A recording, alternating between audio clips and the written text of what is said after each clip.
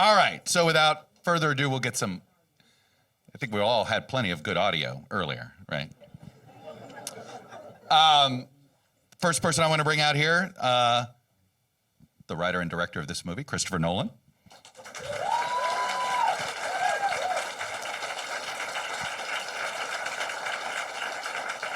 We have the author of the book that this movie was based off, that's called American Prometheus, Kai Bird.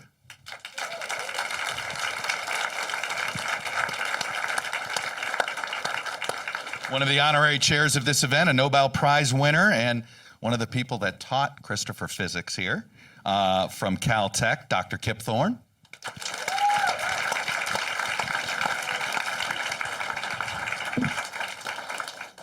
The current director of the Los Alamos National Laboratory, who is sitting in the job, Mr. Oppenheimer, Dr. Oppenheimer sat in, Dr. Tom Mason.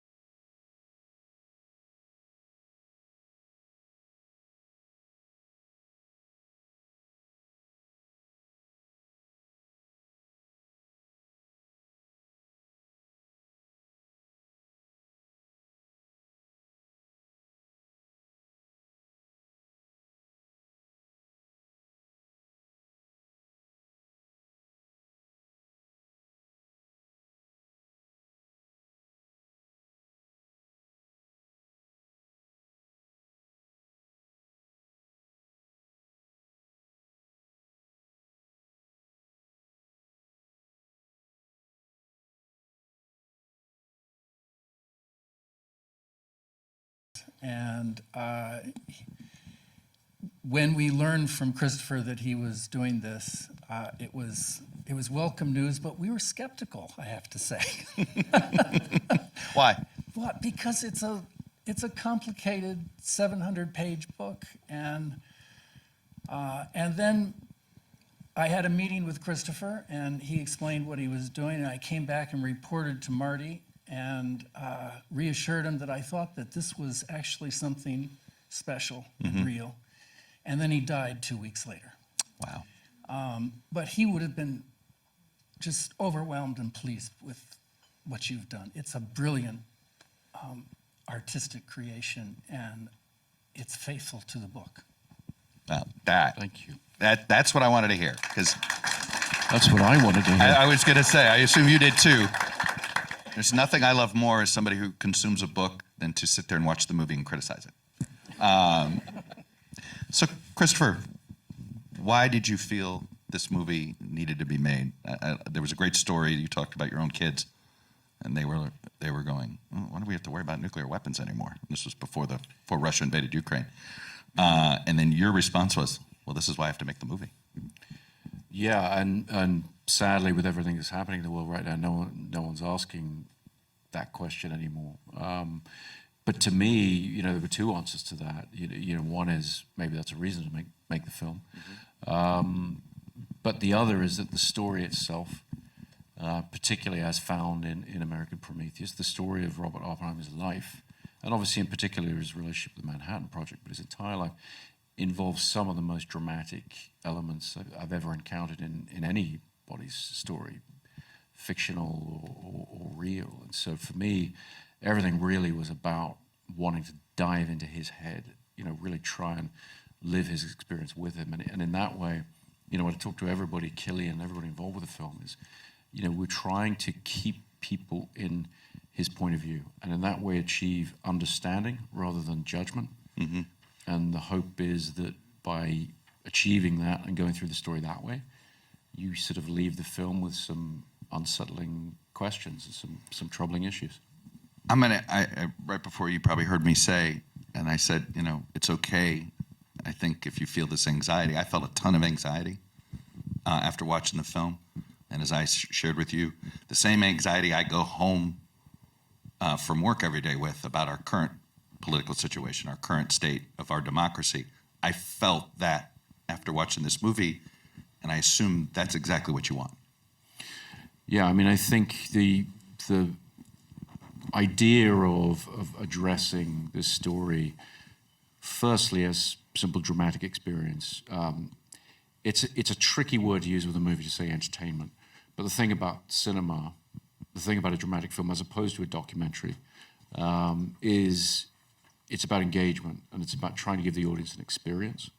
And my feeling was that the experience of his life, the experience of what these events were, and trying to understand, trying to feel what it must have been like to be in these incredibly paradoxical situations, would lead you to a place where you realize that we have tremendously troubling questions left at the end of it. And the film does not pretend to offer any easy answers. I mean, the reality is, as a filmmaker, I don't have to offer the answers. I just get to ask the most interesting questions.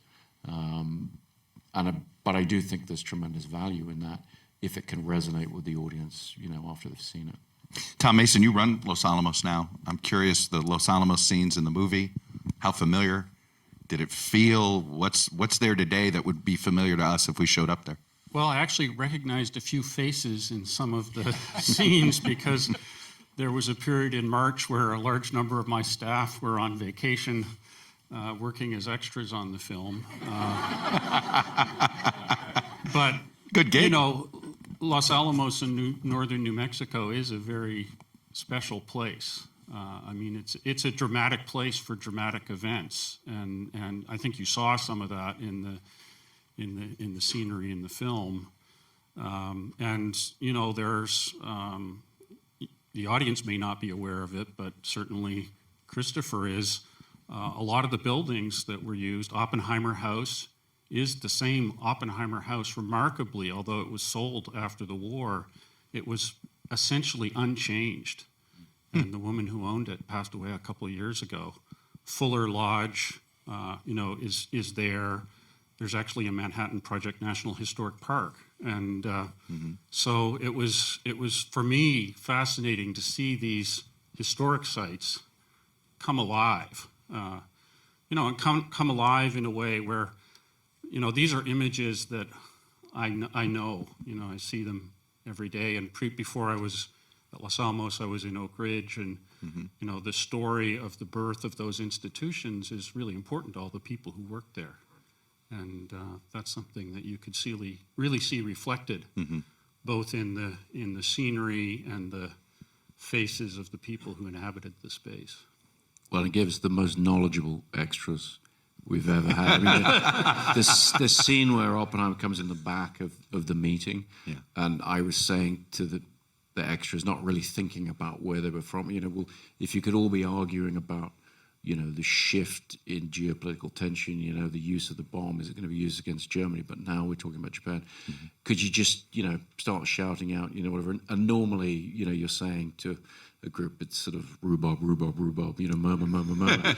And we were hearing the most precise. If you do this, it's going to go. Yeah, and it was very, and some very passionate about it. I mean, they really, really got into it. And the truth is, it was wonderful because it sort of put us all on our toes. Same at the GAC meeting. We had a couple of guys at that table who, they knew a lot about what we were talking about. And, it gave you confidence because you had people there who knew what we were doing, but it kept you on your toes as well. Well, I was just going to say, let's grade him on the science, Kip and Carlo. How's your student here? How did he do with the physics, Kip Thorne? I think he did superbly well, as he always does. I worked with him very closely on Interstellar, and among all the people I've worked with in Hollywood, he understands more science, I think, having learned it by browsing the web, than anybody else except Anne Hathaway.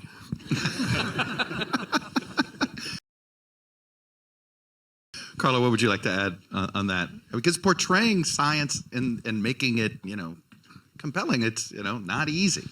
I mean, we were talking about, the marbles. I guess they were marbles or stones or whatever, showing the progress. I mean, that was a great, obviously a great use there.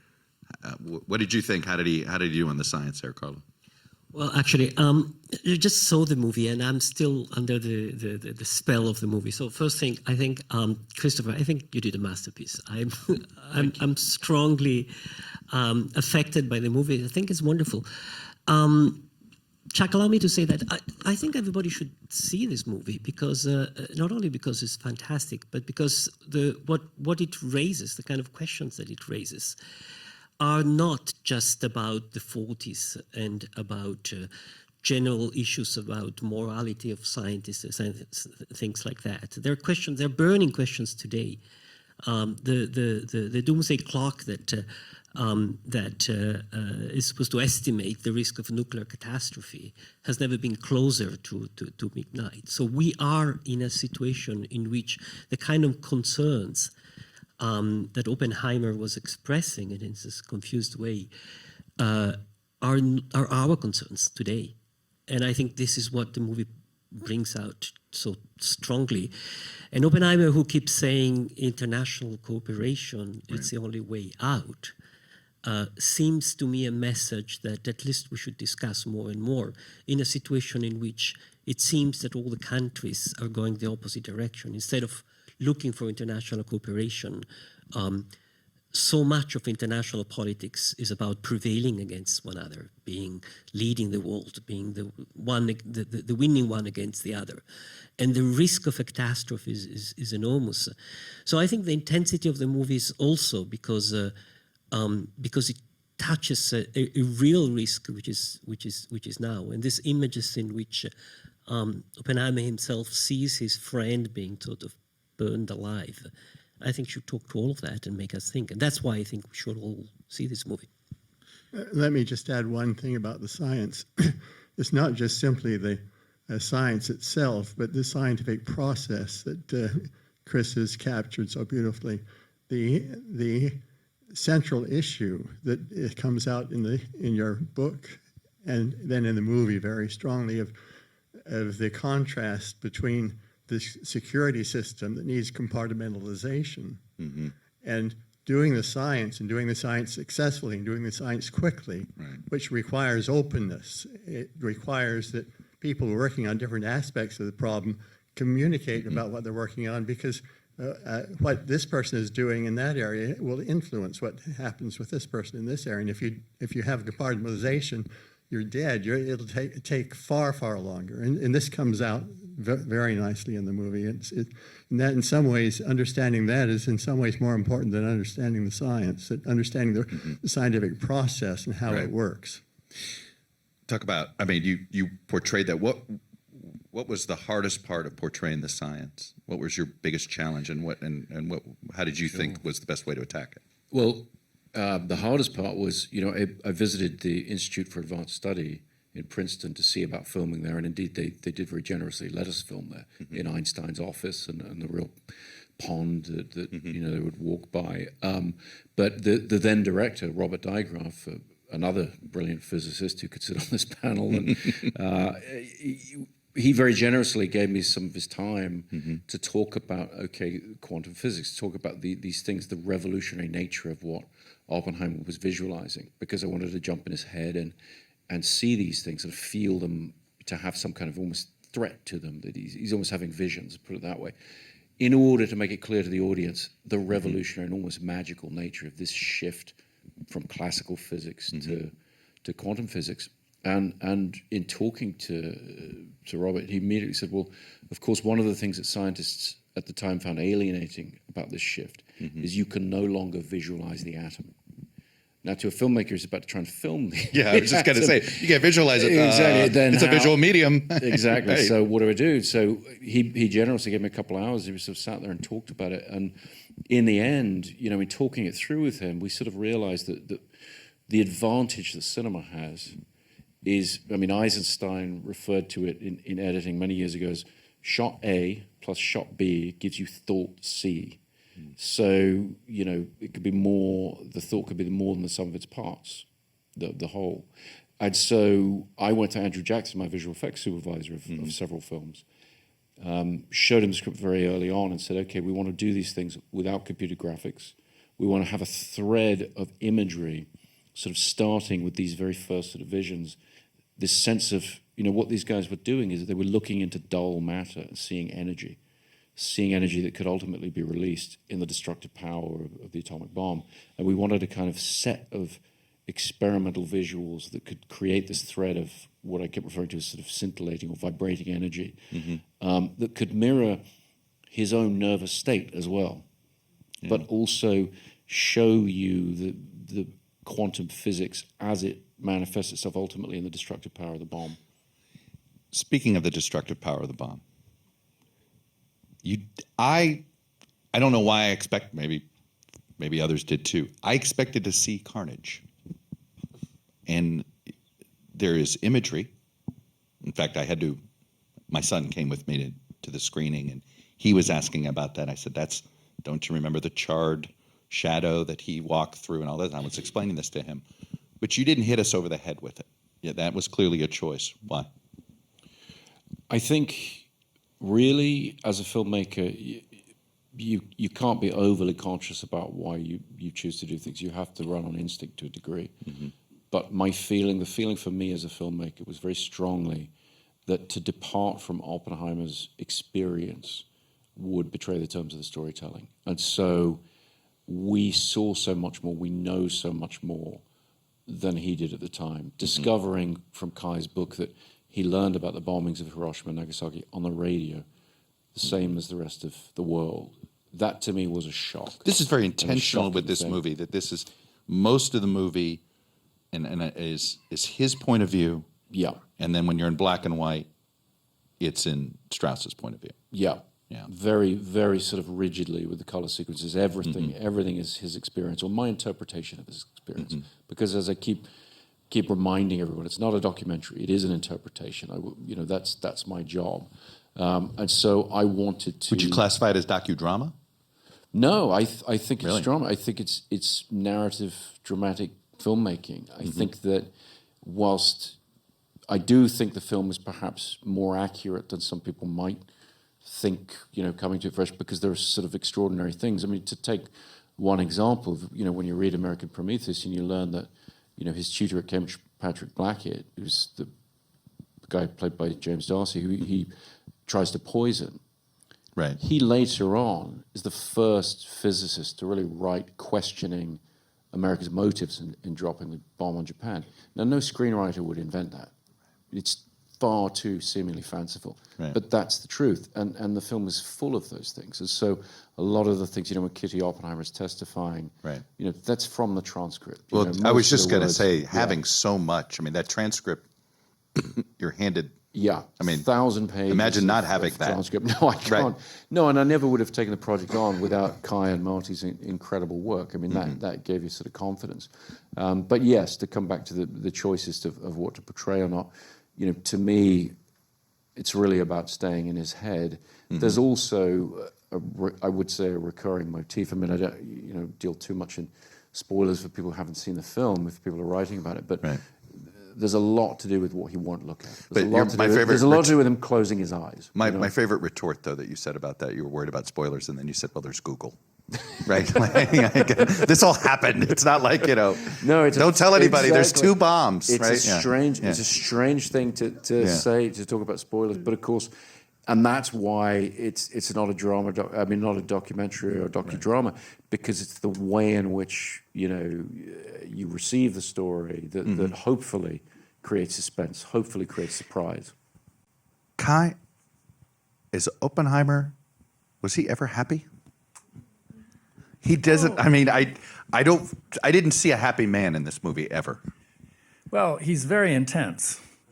And Cillian Murphy plays him just very intensely. It's an amazing performance. And Robert Downey Jr., too, I think his performance and the dynamic between the two. And I mean, you've just captured that in the movie. And I want to make a point that Christopher, I was stunned to realize that Christopher had done his own research with regard to the testimony at the end of the movie about the mysterious scientist X who testifies against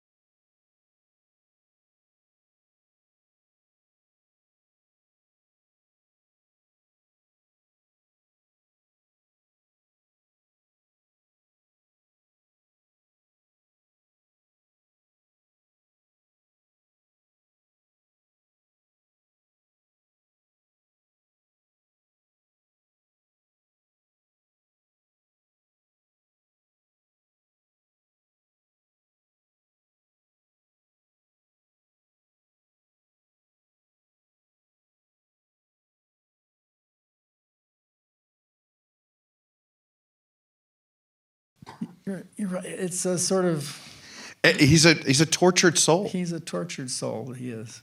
Do you think we'll keep re-examining Oppenheimer as nuclear as our understanding of quantum physics continues, as our taming of the atom continues, as our ability, if we ever get to, we're always 30 years away from being 30 years away with cold fusion, right? All those things. Will we continue to relitigate his legacy? I hope so. I mean, when I talk to the leading researchers in the field of AI right now, for example, they literally refer to this right now as their Oppenheimer moment. They're looking to his story to say, okay, what are the responsibilities for scientists developing new technologies that may have unintended consequences? Do you think Silicon Valley's thinking that right now? Do you think they understand this is an Oppenheimer moment? I mean, they say that they do, and that's that's helpful. That at least it's in the conversation, you know. And I hope that thought process will continue. I mean, I think I'm not saying that Oppenheimer's story offers any easy answers to those questions, but it at least can serve as a cautionary tale. It at least could show, you know, where some of those responsibilities lie, and have people take a breath and think, okay, you know, what is the accountability of you know, Well, the I think technologist? it's also going to jumpstart a conversation about the role of scientists and the need for us as a society drenched in technology and science to have scientists as public intellectuals. Well, do we feel as if the McCarthy era just sort of, do you feel like, Kip, you've crossed a couple of generations here in the scientific community. Do you feel like scientists sort of from the generation older than you felt that chill? What happened to Oppenheimer, and they were like, all right, maybe I won't get into the political space. I think that some of them did, some didn't. I think that I was much influenced through my father, who dealt with McCarthyism as a chair of a faculty in Utah at the time when we had a governor who was dictating the Board of Trustees fire faculty for the left-wing tendencies. So he went through this. Speaking out, and he had to stand up for them. He was as the chair of the faculty. So I went through this in my own family through him. Then I went on, and I saw another aspect of this, which is quite interesting. I spent a lot of time in the Soviet Union. I had collaborations with Yakov Borisovich Zeldovich, who with Andrei Sakharov was regarded as the father of the Soviet hydrogen bomb. Right. And if you asked your Russian colleagues, why did you build the bomb for Stalin? Stalin was obviously such a terror, and the struggles that they had were similar to what Oppenheimer had, but I think more extreme in some ways. Right. Carlo, go ahead. Tom. Yeah, I was going to say, you know, even though Oppenheimer was only in Los Alamos for 2.5 years, roughly, you know, what he brought to the position is still with us today in terms of the culture of the laboratory and the commitment to free and open debate, you know, within the walls, even though we're still doing sensitive work. And also, you know, the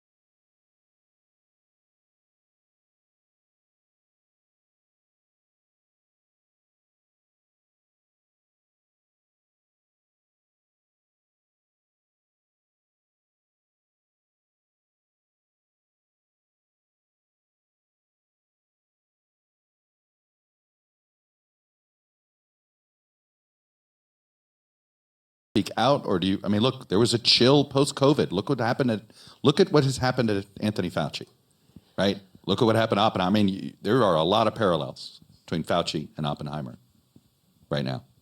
I hope there will be more scientists speaking out. A lot of great physicists, American physicists, are here in the audience. Let me make this comment. Having weapons of mass destruction and living in this planet, humankind thinking just about building things.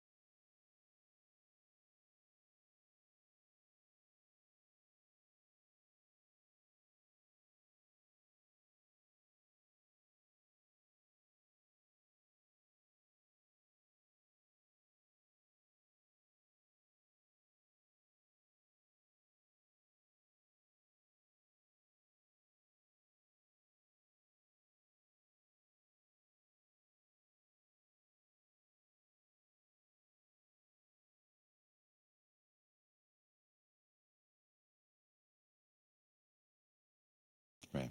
And I think that's what we should learn and tell the politicians, stop this madness of just trying The to laws of prevail physics over are the the same other. in China as they are in the United States, as they are in Russia. The physics as is they the are same, in, but it's more. It's also, one of the beautiful things we see in the movie, it's the openness of some scientists. I mean, first of all, I loved seeing Oppenheimer getting engaged with the wasteland, with Eliot, with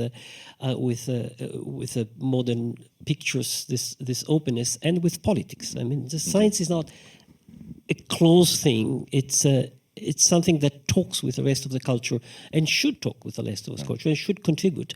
But ultimately, the decisions are not the scientists. Ultimately, the decision is society, is politics.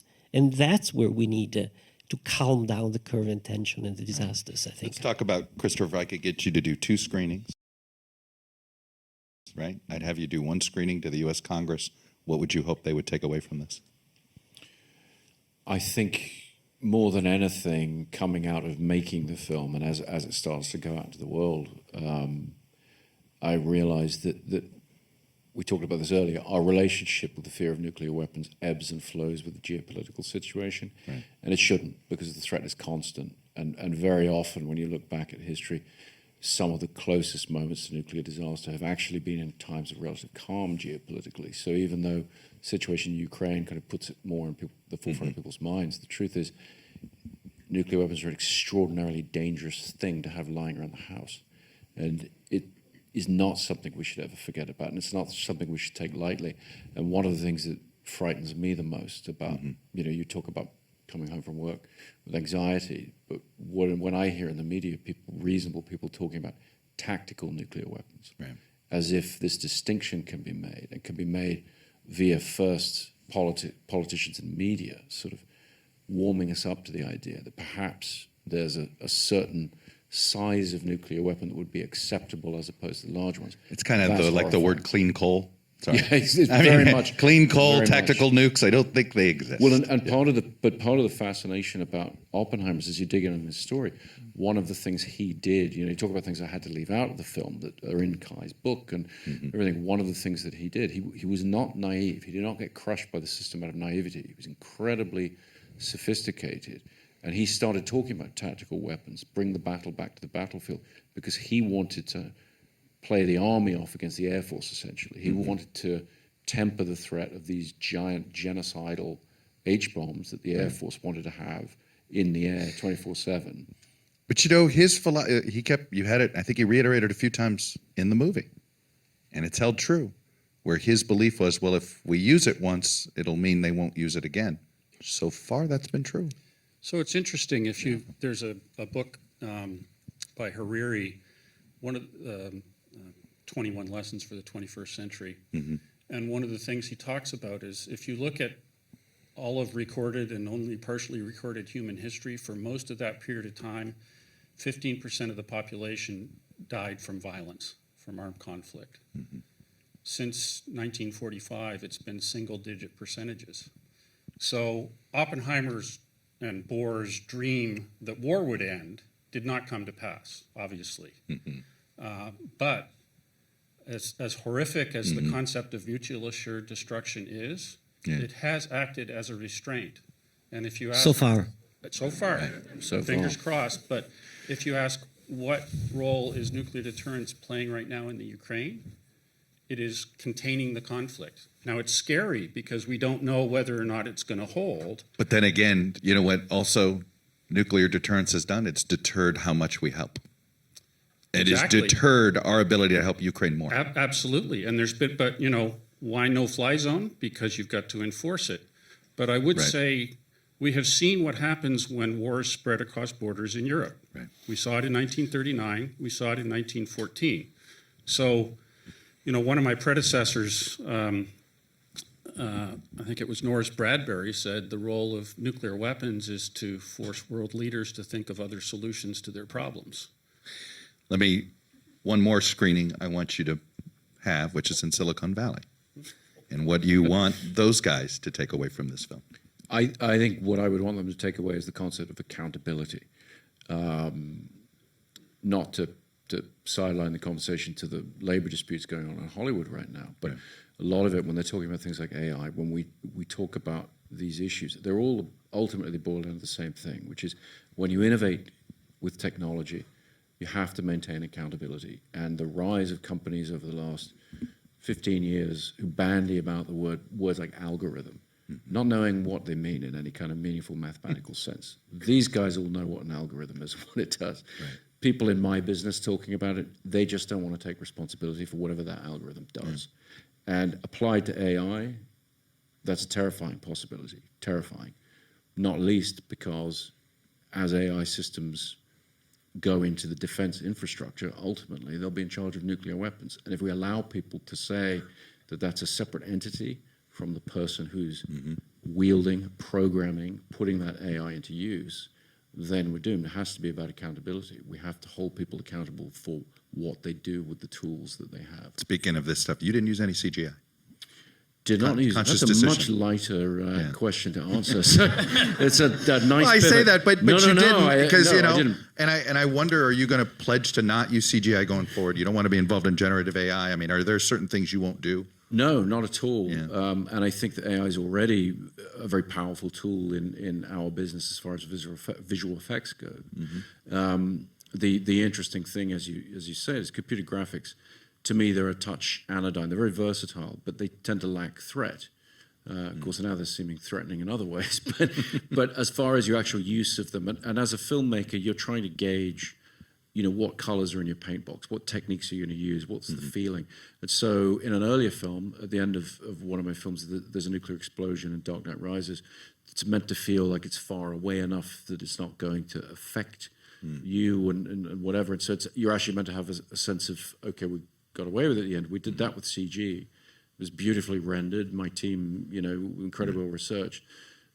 But coming to portray the Trinity test, and obviously we're here, leading up to the anniversary of the Trinity test tomorrow. But it was like, okay, this has to feel dangerous. This has to feel beautiful and terrifying in equal measure. Yeah. And real world imagery, real world things. I think they have that bite. Well, I think beautiful and terrified.